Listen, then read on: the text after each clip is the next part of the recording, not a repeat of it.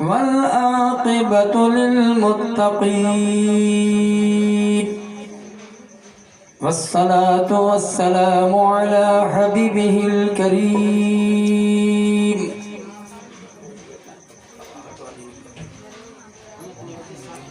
أما بعد فأعوذ بالله من الشيطان الرجيم بسم الله الرحمن الرحيم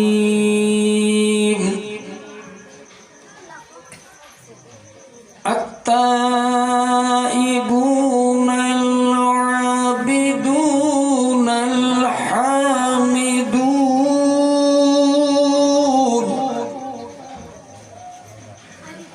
السائحون الراكعون الساجدون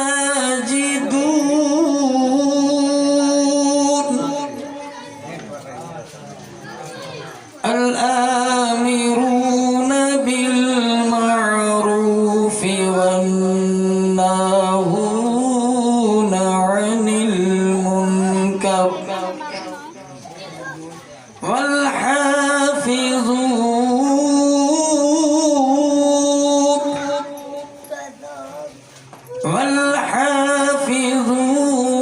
لحدود الله.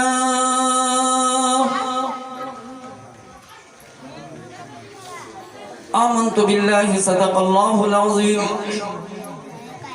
وصدق رسوله النبي الأمين الكريم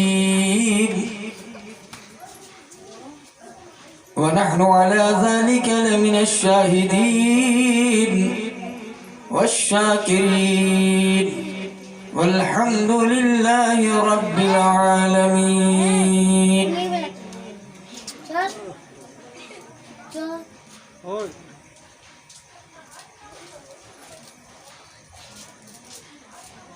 السلام علیکم. سلام کا جواب کیسے ملا؟ لگا کہ میں ہندوستان کے کونوں قبرستان میں سلام کیا ہے، آبادی میں نہیں. آبادی میں سلام کا جواب اتنا دھیرا تھوڑی نہیں ملتا، ملا تھا.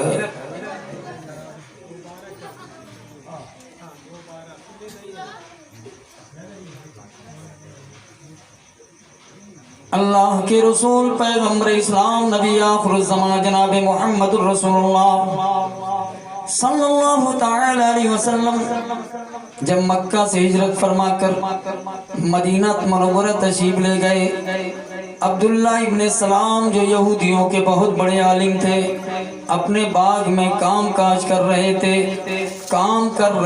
اپنے کام کو جب ایک بہت بڑی بھیڑ دیکھی، بہت بڑا مجمع دیکھا، تو آپ اپنے کام کو بند کر کے اس مجمع کے پاس پہنچے. تو اس وقت آپ نے کیا دیکھا کہ ایک نورانی چہرے والے اور سیاہ زلف والے واز فرما رہے تھے، یا ایھا الناس اطعموا الطعام وافشوا السلام وقوموا باللیل والناس نیام تدخلوا الجنة بسلام. اللہ کے رسول صلی اللہ علیہ وسلم ارشاد فرما رہے تھے، اے لوگوں، بھوکوں کو کھانا کھلاؤ، آپس میں ایک دوسرے سے سلام کرو، اور جب رات کی تاریکی میں سارے لوگ سو رہے ہوں تو کھڑے ہو کر کے رب کی بارگاہ میں عبادت و ریاضت کرو تو سلامتی کے ساتھ جنت میں داخل کر دیے جاؤ گے. اس حدیث پاک سے معلوم کیا ہوا؟ اللہ کے رسول نے فرمایا، اے لوگو، صرف سارے لوگوں سے سرکار نے فرمایا، اے لوگو، یا ایھا الذین آمنوا نہیں کہا، یا ایھا الناس کہا. اے لوگو، اطعموا الطعام، بھوکوں کو کھانا کھلاؤ، اور آپس میں ایک دوسرے سے سلام کرو. اب اس میں بڑے چھوٹے کی تخصیص نہیں ہے. بڑا چھوٹے سے سلام کرے, چھوٹا بڑے سے سلام کرے, شوہر بیوی سے سلام کرے, بیوی شوہر سے سلام کرے, بھائی باپ سے, مائی بھائی سے سلام کرے, چچا بھتیجے سے سلام کرے, بھتیجا چچا سے سلام کرے, باپ بیٹے سے سلام کرے. یعنی ایک دوسرے سے سلام کرے. یعنی بڑا اور بڑے چھوٹے کی اس میں تخصیص نہیں. یعنی جو پہل کرے گا اس سے زیادہ ثواب ملے گا. اور آقا فرماتے ہیں وَافْشُوا السلام, سلام کو عام کرو, پھیلاؤ. لیکن اب تک منہ دیکھ کے سلام ہوتا نہیں. بولا رے سب بولا صحیح ہے کہ نہیں؟ اب سنا کل ہے. میں 3 چیز میں اس حدیث سے میں 3 چیز ثابت کروں گا اور بیان کر کے میں اسی پر بتاؤں گا آپ لوگوں کو. سرکار نے فرمایا اے لوگوں بھوکوں کو کھانا کھلاؤ اور آپس میں ایک دوسرے سے سلام کرو.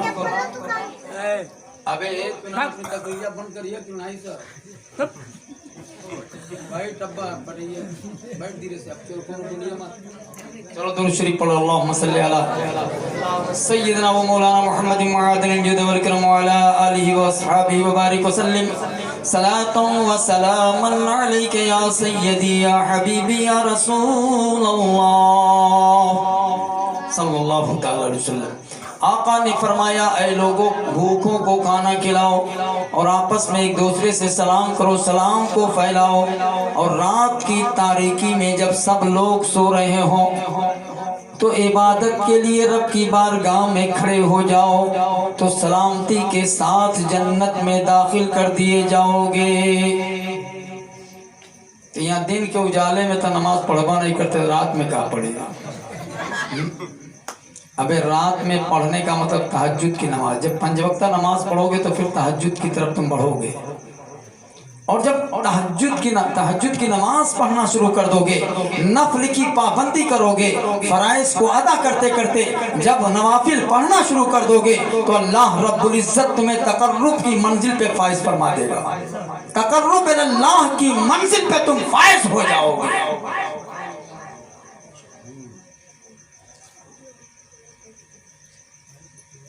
ابھی مجھ سے پہلے عزیزی مولانا محمد کلام ابوالکلام سے آپ حضرات نے اچھے انداز میں خطاب سماعت کیا, اور محب محترم مولانا اشفاق احمد صاحب سے بھی بہت اچھے انداز میں آپ نے تقریر سماعت کی, اور شعراء نعت خواں حضرات سے اچھے انداز میں اشعار بھی سماعت فرمایا آپ لوگوں نے. لیکن میں آپ حضرات سے پوچھنا یہ چاہتا ہوں کہ یہ پروگرام آپ حضرات نے اس پروگرام کا انعقاد کیا ہے, محفلوں کو, اس محفل پاک کو سجایا ہے, تو اس محفل کے اہتمام کا مقصد کیا ہے؟ مقصد تو یہی ہے کہ ذکر سنا جائے, ذکر کرنے والا کرے اور ہم بیٹھ کر کے سنیں.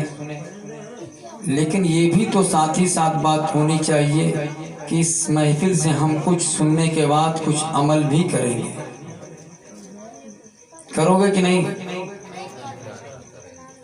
دیکھو پروگرام 2 بجے رات تک چلے یہ کوئی کمال کی بات نہیں ہے. پروگرام 2 گھنٹہ کرو, نماز کی پابندی کرو. اگر آپ حضرات نماز نہیں پڑھیں گے, رسول کونین پیغمبر اسلام صلی اللہ علیہ وسلم نے ارشاد فرمایا, میرے آقا فرماتے ہیں کہ نماز میرے آنکھوں کی ٹھنڈک ہے. نماز مومن کی معراج ہے. سرکار کی معراج تو یہ ہوئی کہ رب کی بارگاہ میں آپ پہنچے, لامکان مکان سے لامکان گئے. اور مومن کی معراج یہ ہے کہ الصلاۃ معراج المؤمنین, نماز مومن کی معراج ہے.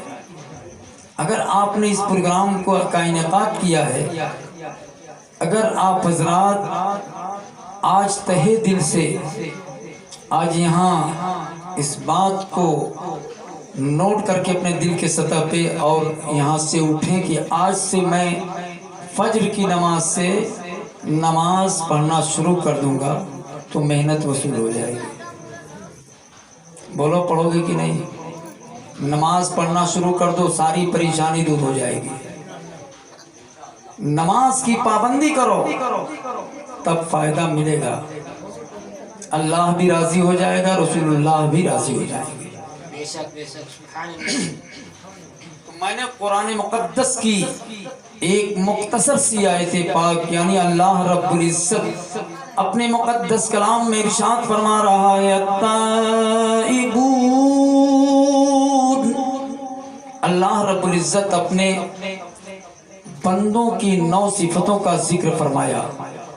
इस जमीन पर करोड़ों इंसान बसते हैं, इस दुनिया में हैं, लेकिन अल्लाह रब्बुल इज्जत अपने कुरान में अपने उन बंदों का जिक्र फरमाया है जो रब अपने उन बंदों का जिक्र फरमाया जिनके अंदर ये 9 सिफतें पाई जाती हैं। पहली सिफत क्या है? कुरान में रब इरशाद फरमाता, ताइबून, तौबा करने वाले, अल-आबिदून, इबादत करने वाले, अल-हामिदून, खुदा की हम्दो सना बयान करने वाले, अस्साइहून, रोजा रखने वाले, अर्राकिऊन, रुकू करने वाले, अस्साजिदून, सजदा करने वाले, अल-आमिरून बिल मारूफ, अच्छी बातों का हुक्म देने वाले, वन्नाहून अनिल मुनकर, और बुरी बातों से रोकने वाले, वल्हाफिज़ून लिहुदूदिल्लाह, और अल्लाह के अहकाम की हिफाजत करने वाले, वबश्शिरिल मुमिनीन। ऐ महबूब सल्लल्लाहु अलैहि वसल्लम उन लोगों को, मोमिनों को जन्नत की बशारत दे दीजिए, यानी जिनके अंदर ये 9 सिफतें हैं उन्हें आप जन्नत की बशारत दे दीजिए। तो अज़ीज़ाने गिरामी, अल्लाह रब्बुल इज्जत ने इस आयत पाक में 9 सिफतों का जिक्र फरमाया। सबसे पहली सिफत क्या है? तौबा करना, यानी जब इंसान गुनाह करने के बाद रब की बारगाह में तौबा करता है, सच्ची तौबा करता है, तो रब्बी कायनात अपनी मुक़द्दस किताब के अंदर इरशाद फरमा रहा है, फ़उलाइका युबद्दिलुल्लाहु सय्यिआतिहिम हसनात। जब रब का बंदा रब की बारगाह में गुनाह करने के बाद सच्ची तौबा करता है तो परवरदिगार आलम उसके गुनाहों को नेकियों से बदल देता है। अगर रब का बंदा 1000 गुनाह करने के बाद अगर रब की बारगाह में सच्ची तौबा करता है तो परवरदिगार आलम अपने फरिश्तों से फरमाता है, ऐ मेरे फरिश्तों, मेरे इस बंदे के नाम आमाल में 1000 नेकियां लिख दो। अब आप जरा गौर करो कि अगर रब का बंदा सच्ची तौबा करता है तो सच्ची तौबा करने के बाद जब रब की बारगाह में सच्ची तौबा करता है तो परवरदिगार आलम उसके गुनाहों को भी माफ फरमा देता है और उसके नामे आमाल में नेकियों का इंदराज फरमा देता है। कितना बड़ा करीम है, कितना बड़ा रहीम है। तो पहली सिफत तौबा है। गुनाह करने के बाद जब रब का बंदा रब की बारगाह में सच्ची तौबा करता है तो परवरदिगार आलम उसके गुनाहों को नेकियों से बदल देता है। दौरे फारूकी है। दौरे फारूकी में एक शख्स बहुत बड़ा शराबी है, शराब भी पीता है, शराब की सप्लाई भी करता है। اور ایسے وقت میں ایک بوتل میں شراب لیتا ہے اور شراب بوتل میں لینے کے بعد اپنے بغل میں دبایا اور اوپر سے جبہ پہنا، اس کے اوپر کمبل اوڑھا اور کمبل اوڑھنے کے بعد ایسے وقت میں وہ گھر سے نکل رہا ہے کہ امیر المومنین خلیفۃ المسلمین سیدنا فاروق اعظم رضی اللہ تعالی عنہ آپ آرام کر رہے ہیں، ایسے وقت میں نکل رہا ہے، لیکن اس کے دل میں خوف تھا، خائف تھا کہ جب وہ نکلا تو اسے خوف تھا کہ کہیں امیر المومنین خلیفۃ المسلمین سے ملاقات نہ ہو جائے۔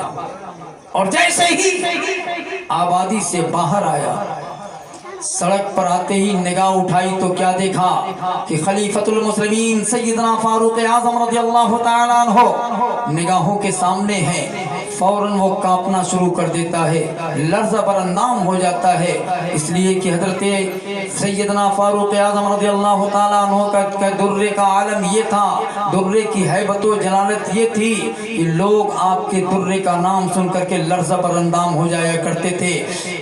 بنو امیہ کے دور میں حضرت ابو ہریرہ رضی اللہ تعالیٰ عنہ غالباً آپ یہ فرمایا کرتے تھے کہ تمہارا ناس ہو جو عمر کے درے کی ہیبت و جلالت وہ تمہاری ننگی تلواروں میں نہیں ہے۔ سیدنا فاروق اعظم رضی اللہ تعالیٰ عنہ کو جیسے ہی دیکھتا ہے لرزہ بر اندام ہو جاتا ہے، اور قریب آپ پہنچے، آپ نے فرمایا کمبل اتارو، جبہ اتارو، جبہ بھی اتار دیا، کمبل بھی اتار دیا۔ آپ نے فرمایا بغل میں کیا ہے؟ بغل سے شیشی نکالی، لیکن دیکھو عمر کے درے کی ہیبت و جلالت سے وہ رب کی بارگاہ میں سچی توبہ کر رہا ہے کہ اے پروردگار عالم تو آج مجھے عمر کے درے سے بچا لے، اے رب میں تیری بارگاہ میں سچی توبہ کر رہا ہوں کہ آج سے میں شراب پینا بھی چھوڑ دوں گا، شراب پلانا بھی چھوڑ دوں گا، اے پروردگار تو مجھے عمر کے درے سے بچا لے۔ یہ کھڑا ہو کر کے رب کی بارگاہ میں سچی توبہ کر رہا ہے۔ حضرت سیدنا فاروق اعظم خلیفۃ المسلمین رضی اللہ تعالیٰ عنہ جب قریب پہنچتے ہیں اور آپ نے فرمایا کمبل اتار، کمبل اتار دیتا ہے، جبہ اتارنے کا حکم دیتے ہیں، جبہ اتار دیتا ہے۔ پھر آپ نے فرمایا کہ بغل میں کیا ہے؟ مسلمانوں دیکھو اس کا ایمان اور عقیدہ بول رہا تھا کہ میں آج رب کی بارگاہ میں سچی توبہ میں نے کی ہے، میرا رب عمر کے درے سے بچا لے گا۔ آپ نے فرمایا بغل میں کیا ہے؟ نکالا، بوتل نکالی بغل سے، اور نکالنے کے بعد کہا حضور دودھ ہے۔ دیکھا نہیں تھا مگر اس کا عقیدہ بول رہا تھا کہ آج میں نے رب کی بارگاہ میں سچی توبہ کی ہے، میرا رب مجھے عمر کے درے سے بچا لے گا۔ میں نے رب کی بارگاہ میں توبہ کی، پروردگار عالم کی بارگاہ میں اس نے توبہ سچی توبہ کی تھی۔ اور دیکھو بوتل نکالنے کے بعد کہہ رہا حضور اس میں دودھ ہے۔ سیدنا فاروق اعظم رضی اللہ تعالیٰ عنہ آپ غور کرنے لگے کہ دودھ کو اس طریقے سے لے جانے کا کیا مطلب؟ دودھ تو اسلام میں جو جائز ہے، مباح ہے، آخر آپ سمجھ جاتے ہیں کہ کچھ دال میں کالا ہے۔ آپ نے اس کی ڈانٹ کھولی اور کھولنے کے بعد ہتھیلی پر آپ نے دودھ کو گرایا، اور گرانے کے بعد چیک کیا تو خالص دودھ نظر آیا۔ اللہ رب العزت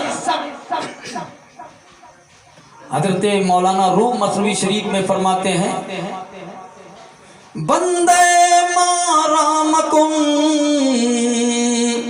رسوا عمر،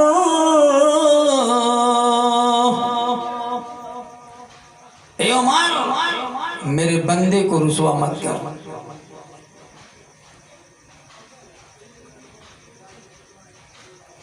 حضرت سیدنا فاروق اعظم رضی اللہ تعالیٰ عنہ کے کان میں یہ آواز آتی ہے کہ عمر میرے بندے کو رسوا نہ کر، میرے ناموں میں سے ایک نام منان، اس کے راز کو فاش مت کر، اس کی پردہ پوشی کر۔ میرے ناموں میں سے ایک نام منان بھی ہے کہ میں نے اس دعا کردم خمر شیری لبن، کہ میں نے اس کی دعا سے خالص شراب کو خالص دودھ میں تبدیل کر دیا۔ حضرت سیدنا فاروق اعظم رضی اللہ تعالیٰ عنہ نے ہتھیلی پر دودھ گرا کر کے چیک کیا تو خالص دودھ نظر آیا. تو اللہ رب العزت کا بندہ جب رب کی بارگاہ میں سچی توبہ کرتا ہے تو پروردگار عالم اس کی توبہ قبول فرماتا ہے اور اس کے گناہوں کو معاف فرما دیتا ہے. رحمت حق بہا نمی جویت، رحمت حق بہانا می جویت. اللہ رب العزت جب بخشنے پر آتا ہے، رب کی رحمت جوش میں آتی ہے، پروردگار عالم اس وقت بہانہ ڈھونڈتا ہے، بہانہ تلاش کرتا ہے. رب کی کا کرم ہے یہ تو عزیزان ملت اسلامیہ. اللہ رب العزت کا بندہ جب رب کی بارگاہ میں سچی توبہ کرتا ہے تو اللہ رب العزت اس کے گناہوں کو معاف فرماتا ہے. ابے تمہاری بات یہ سب تم بات کر رہا ہے، سب کی تکلیف سن رہا ہے. ایسا کریے بولتے رتیا بر بولوں، رتیا بر تو ان کے تبرک نہیں ملتے، سمجھ لیے. جلدی ختم کرنا چاہتے تھوڑا سا تو چپ رہا سر، چپ رہیے صاحب. ہاں کہاں کرا تو تو لوگ بتیا ہو تب ہم تو لوگ رتیا بر بیٹھا ہے. درود پاک پڑھیں اللہم صلی علی سیدنا و مولانا محمد المبارک وسلم صلاۃ و سلام علیہ یا رسول اللہ صلی اللہ تعالی علیہ وسلم. عزیزان ملت اسلامیہ، وقت کے بڑے سے بڑے گنہگار پاپی و مجرم جب رب کی بارگاہ میں سچی توبہ کی ہے تو اللہ رب العزت ان کی توبہ کو قبول فرمایا. ان کی توبہ قبول ہوئی اور وقت کا ولی کامل بنتا ہوا نظر آیا. تاریخ اٹھا کر کے دیکھو، حضرت بایزید بسطامی رضی اللہ تعالیٰ عنہ ہیں. شہر بسطام کی سرزمین پر حضرت بایزید بسطامی ہیں. ایک طوائف شہر کے اندر آتی ہے، اس کے حسن و جمال کا ڈنکا بجنے لگا.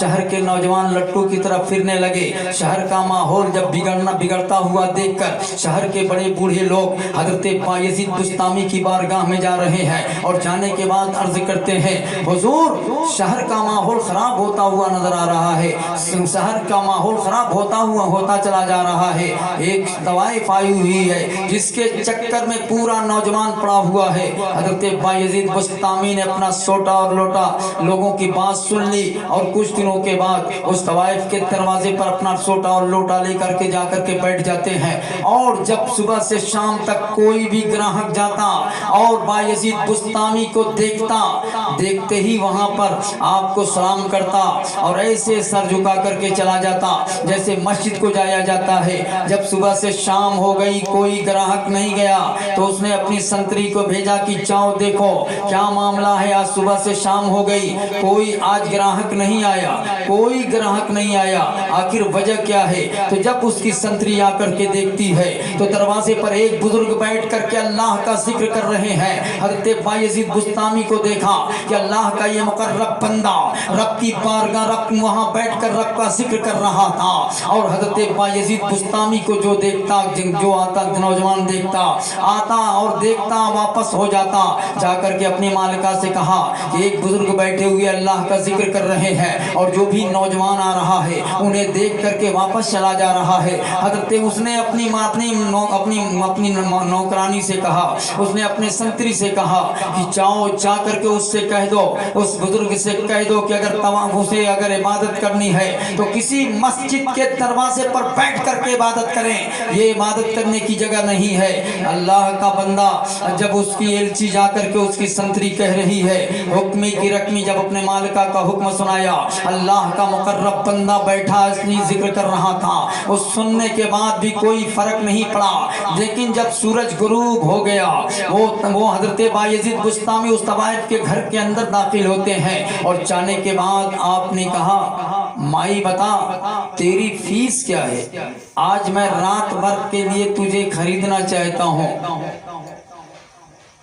جب آپ پہنچے تو اس طوائف نے اپنی قیمت بتا دی اور آپ نے اسے اس کی قیمت اس کو ادا دیتے ہیں، قیمت ادا کرتے ہیں. اس کے بعد آپ نے فرمایا تیرا لباس پاک ہے، تیرا جسم پاک ہے. کہا ہاں. آپ نے فرمایا چل وضو کر اور وضو کے لیے بڑھتی ہے اور آپ 2 رکعت کا حکم دیتے ہیں. وضو سے فارغ ہوتی ہے، مصلی بچھاتی ہے اور جب مصلی بچھاتی ہے اس کے بعد 2 رکعت کی نیت باندھ کر مصلی پر کھڑی ہو جاتی ہے. ادھر بایزید بستامی اس کے پیچھے مصلی بچھاتے ہیں اور رب کی بارگاہ میں دعا کر رہے ہیں, عرض کرتے ہیں مولا. اس کو مولانا روم نے مثنوی شریف کے اندر تحریر فرمایا, آچکارم بود آخر کردماش کس زنا سوئے نماز آوردماش.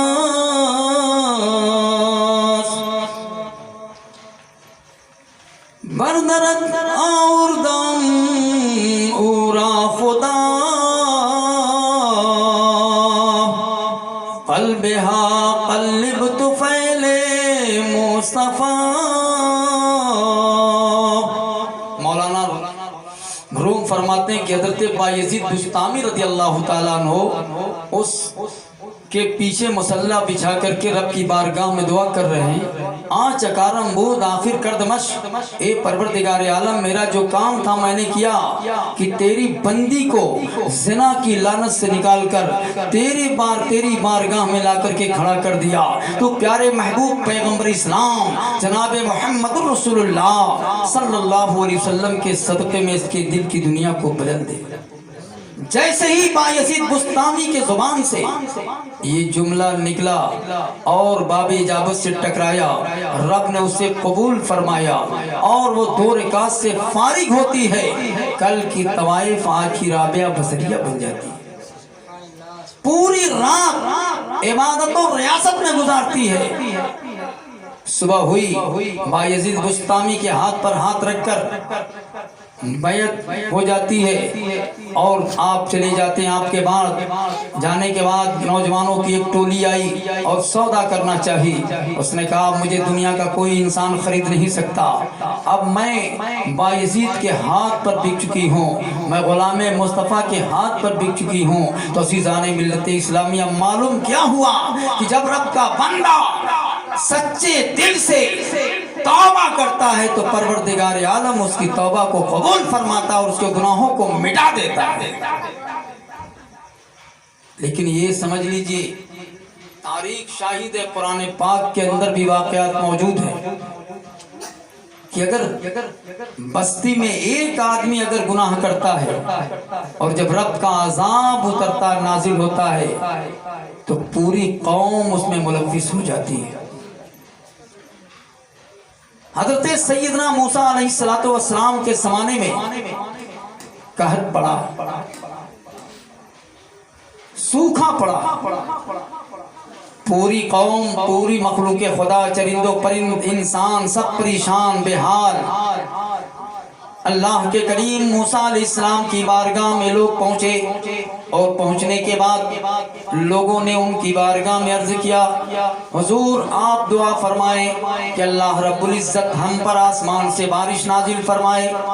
حضرت موسیٰ کلیم اللہ علی نبینا علیہ السلام اپنی پوری قوم کو لے کر ایک بہت بڑے میدان میں پہنچے. پہنچنے کے بعد موسیٰ کلیم اللہ علی نبینا علیہ السلام رب کی بارگاہ میں ہاتھ بلند کرتے ہیں, پروردگار تو ہم پر آسمان سے بارش نازل فرما. آواز آئی اے موسیٰ اس مجمع کے اندر ایک میرا بندہ ہے جو 40 سال سے میرے قانون کو توڑتا ہوا چلا رہا ہے, اسی کی وجہ سے میں نے بارش کو روک دیا. اللہ رب العزت کی طرف سے جب یہ آواز آئی موسیٰ علیہ السلام کی بارگاہ میں, کان میں اللہ کی بارگاہ سے جب یہ آواز آئی موسیٰ کلیم اللہ علی نبینا علیہ السلام اللہ کا حکم سنتے ہیں کہ اس مجمع کے اندر میرا ایک بندہ ہے جو 40 سال سے میرے قانون کو توڑتا ہوا چلا رہا ہے, اسی کی وجہ سے میں نے بارش کو روک دی ہے. اے موسیٰ اعلان کر دو کہ وہ اس مجمع سے نکل جائے. جب حضرت موسیٰ علیہ السلام کے کان میں یہ آواز آئی, عرض کرتے ہیں بار الہ تقریباً 70,000 کا مجمع ہے، سارے لوگوں تک میری آواز نہیں پہنچ پائے گی۔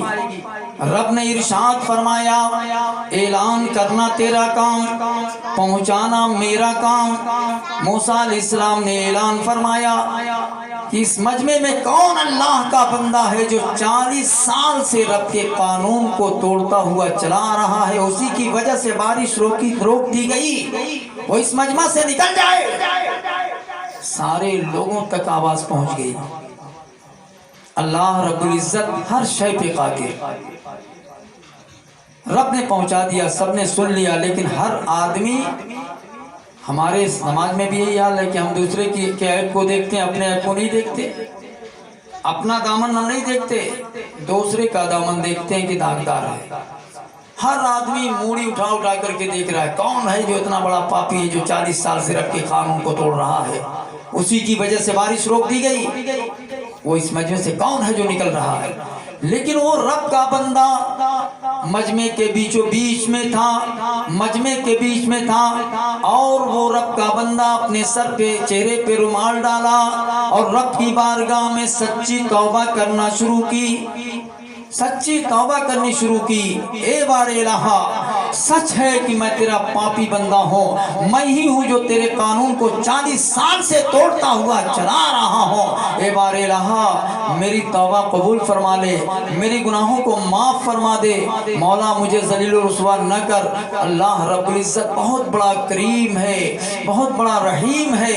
عزیزان گرامی، رب تبارک و تعالیٰ کی بارگاہ میں جب اس نے سچی توبہ کی، کوئی مجمع سے نکلا نہیں، اور اللہ رب العزت کا حکم ہوا، ایک بادل کا ٹکڑا آیا اور بارش شروع ہو گئی۔ حضرت موسیٰ کلیم اللہ علی نبینا علیہ السلام رب کی بارگاہ میں عرض کرتے ہیں، اے بار الہا، اے پروردگار، کوئی اس مجمع سے نکلا نہیں اور تیری رحمتوں کا نزول جاری ہو گیا۔ اے مولا، بتا کس کی وجہ سے تو نے بارش روکی تھی اور کس کی وجہ سے تو نے بارش جاری کی۔ رب نے ارشاد فرمایا، اے کلیم، جب میرا بندہ میرا نافرمان تھا تب میں نے اسے ذلیل و رسوا نہ کیا، اب تو میرا فرما بردار بن چکا ہے۔ عزیزان گرامی، رب نے فرمایا اسی کی وجہ سے میں نے بارش کو روکی تھی، اور اسی کی وجہ سے میں نے بارش جاری بھی کر دی۔ تو عزیزان گرامی، معلوم کیا ہوا کہ اگر ایک شخص بستی میں گناہ کرتا ہے، غلط کرتا ہے، اور جب رب کا عذاب نازل ہوتا ہے تو پوری بستی کے لوگ اس میں ملوث ہو جاتے ہیں، اس میں اس عذاب میں ملوث ہو جاتے ہیں، مبتلا ہو جاتے ہیں۔ تو آپ اللہ کی بارگاہ میں ذرا غور کرو اور اللہ کی بارگاہ میں سچی توبہ کرو، رب کے قانون کی حفاظت کرو، رب کے گھر کو آباد کرو۔ جب رب کے قانون کی حفاظت کرو گے، رب کے گھر کو آباد کرو گے، تو پروردگار عالم تمہاری حفاظت فرمائے گا، تمہارے گھروں کو آباد کرے گا۔ رب کائنات کا حکم ہے، التائبون، توبہ کرنے والے، العابدون، عبادت کرنے والے، الحامدون، خدا کی حمد و ثنا بیان کرنے والے، السائحون، روزہ رکھنے والے، الراکعون، رکوع کرنے والے، الساجدون، سجدہ کرنے والے، الآمرون بالمعروف، اچھی باتوں کا حکم دینے والے، والناہون عن المنکر، اور بری باتوں سے روکنے والے، منع کرنے والے، والحافظون لحدود اللہ، اللہ کے احکام کی حفاظت فرمانے والے، وبشر المؤمنین، اللہ رب العزت کا حکم ہوتا ہے، اے محبوب ان مومنوں کو بشارت دے دیجئے جن کے اندر یہ 9 صفتیں ہیں پائی جاتی ہیں۔ تو عزیزان ملت اسلامیہ، اب میں اپنی بات یہیں سے ختم کرنا چاہتا ہوں، بلکہ میلاد تو 10 منٹ کے اندر پڑھ دیا جائے تاکہ میلاد پاک پڑھ دیا جائے اور پروگرام کا اختتام بھی ہو جائے، اس لیے کہ بہت وقت ہو چکا ہے، 12 کے بعد اپنا بھی 12 بج جاتا ہے۔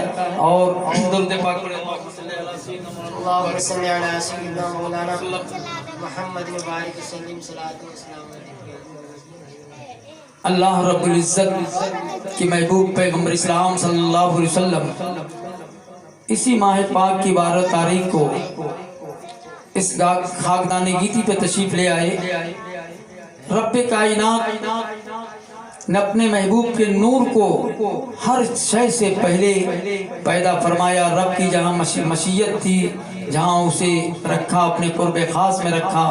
پھر نور محمدی صلی اللہ علیہ وسلم مقدس صلبوں اور مبارک رحموں سے منتقل ہوتا ہوا تفیض ہوتا ہوا حضرت آدم سے حضرت سیس تک آیا. حضرت سیس سے منتقل ہوتا ہوا حضرت عبداللہ تک آیا اور حضرت عبداللہ رضی اللہ تعالیٰ عنہ کی پیشانی اسی نور محمدی سے جب منور ہوتی ہے. مکہ کی ایک وادی سے گزر رہے ہیں. مکہ کی ایک خاتون جس کا نام فاطمہ تھا آپ کے ماتھے کی تجلی کو دیکھ کر آپ پر فریفتہ ہو جاتی ہیں. شادی کا پیغام بھیجتی ہیں. آپ نے انکار کیا. آپ نے جواب دیا کہ میں اپنی والدین کی رضا کے بغیر کچھ نہیں کہہ سکتا. آپ جب گھر جاتے ہیں گھر جانے کے بعد آپ کے والدین نے آپ کی شادی حضرت بی بی آمنہ رضی اللہ تعالیٰ عنہ سے کر دی. اور جب یہ نور محمدی صلی اللہ علیہ وسلم حضرت عبداللہ سے منتقل ہو کر حضرت آمنہ کے شکم پاک میں داخل ہوتا ہے منتقل ہوتا ہے اور جب ولادت با سعادت کا وقت قریب آتا ہے تو حضرت عبد المطلب طواف کعبہ میں مشغول ہے. آپ کی والدہ محترمہ تنہائی محسوس کر رہی تھی.